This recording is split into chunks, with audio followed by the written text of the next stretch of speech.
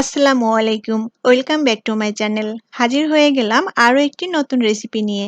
আর আজ তৈরি করব সকাল বা বিকালের জন্য খুবই সহজ এবং স্বাস্থ্যকর একটি নাস্তার রেসিপি। খুবই অল্প আর ঘরোয়া কিছু উপকরণ দিয়ে ঝটপট করে এই নাস্তাটি তৈরি করে নিতে পারেন। প্রথমে আমি একটা বোলে নিয়ে নিব ময়দা, আর এখানে আমি 1 কাপ পরিমাণ ময়দা নিয়েছি। আর এটা ময়দার পরিবর্তে আটা দিয়েও তৈরি করা যাবে। আপনারা যদি কেউ আটা দিয়ে তৈরি করতে চান, আটা দিয়েও তৈরি করতে পারবেন। এখন বাটিতে আমি একটা ডিম ভেঙে নিয়েছিলাম। এখন ডিমটা ময়দার মধ্যে দিয়ে দিব। এখন একটা চামচ দিয়ে নেড়ে ময়দার সাথে ডিমটাকে মিশিয়ে নিব। আর ময়দার ব্যাটারটা তৈরি করার জন্য আমি এখানে নিয়েছি দুধ। আমি এখানে গরুর দুধ নিয়েছি স্বাভাবিক তাপমাত্রার। আপনারা যদি এখানে কেউ দুধ দিতে না চান, তাহলে দুধের পরিবর্তে পানি দিয়েও এই ব্যাটারটা তৈরি করে নিতে পারবেন।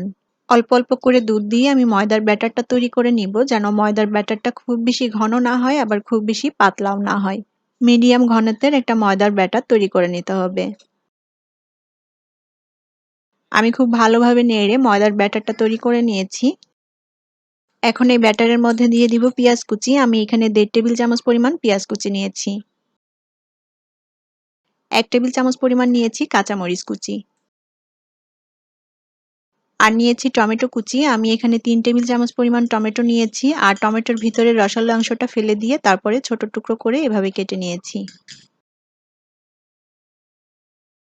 1 টেবিল চামচ পরিমাণ দিয়ে দিব ধনিয়া পাতা কুচি। 1 চা চামচ পরিমাণ দিয়ে দিব কালো জিরা। কালো জিরাটা টোটালি অপশনাল, আপনারা যদি কেউ না দিতে চান বাদ দিতে পারেন। তবে কালো জিরা দিলে খেতে খুবই ভালো লাগবে। 1/2 চা চামচ দিয়ে দিব গোলমরিচ গুঁড়া। 1/2 চা চামচ দিয়ে দিব চিলি ফ্লেক্স। চিলি ফ্লেক্সটা এখানে যদি কেউ না দিতে চান এটাও বাদ দিতে পারেন। স্বাদ মতো লবণ দিয়ে দিব। চামচ দিয়ে আবারও খুব ভালোভাবে নেড়ে ময়দার ব্যাটারের সাথে সবকিছু মিশিয়ে নিতে হবে। আর এখানে কিন্তু আপনারা আপনাদের পছন্দ মতো যেকোনো সবজি অ্যাড করতে পারেন। এতে করে এই পরোটাগুলো খেতে আরো বেশি মজার হবে। চামচ দিয়ে খুব ভালোভাবে নেড়ে ময়দার ব্যাটারের সাথে সবকিছু ভালোভাবে মিশিয়ে নিয়েছি। চুলায় একটা প্যান বসিয়ে প্যানটা হালকা গরম করে নিয়ে এখন প্যানে সামান্য পরিমাণ তেল ব্রাশ করে দিব। আর এই নাস্তাটা তৈরি করতে কিন্তু খুব বেশি তেলের প্রয়োজন হবে না, খুবই অল্প পরিমাণ তেলেই নাস্তাটা তৈরি করে নেওয়া যাবে। এখন যে ময়দার ব্যাটারটা আমি তৈরি করে নিয়েছিলাম, সেই ময়দার ব্যাটার থেকে এভাবে চামচে করে 1 চামচ মতো ব্যাটার প্যানের মধ্যে দিয়ে দিব। চামচ দিয়ে একটু ঘুরিয়ে রুটির মতো গোল শেপ করে দিতে হবে, যেন রুটিটা চারিদিকে সমান হয়। এখন এই পরোটাগুলোর এক পাশটা একটু ভেজে নিতে হবে, যতক্ষণ না এর কাঁচা ভাবটা চলে যায়। পরোটার এক সাইডটা ভাজা হয়ে গেলে যখন এভাবে রং পরিবর্তন হয়ে কাঁচা ভাবটা চলে যাবে, তখন এর উপর দিয়ে আবার একটু তেল ব্রাশ করে দিব। তেলটা দিয়ে পরোটাটা আবারও উল্টে দিব। আর উল্টে দিয়ে অপর পাশটাও আমি বেশ ভালোভাবে ভেজে নেব।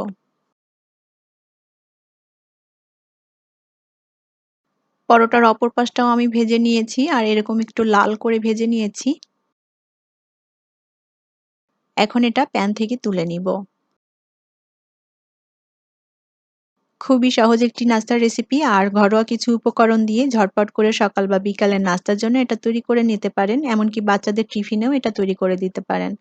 আর এটা ছোট বড় সবাই ভীষণ পছন্দ করবে খেতে। বানানোরও তেমন কোনো ঝামেলা নেই। একইভাবে আমি সবগুলো তৈরি করে নিব। আর এখনো যারা আমার চ্যানেলটি সাবস্ক্রাইব করেননি, প্লিজ আমার চ্যানেলটি সাবস্ক্রাইব করে নিবেন এবং পাশে থাকা বেল বাটনটি প্রেস করে দিবেন।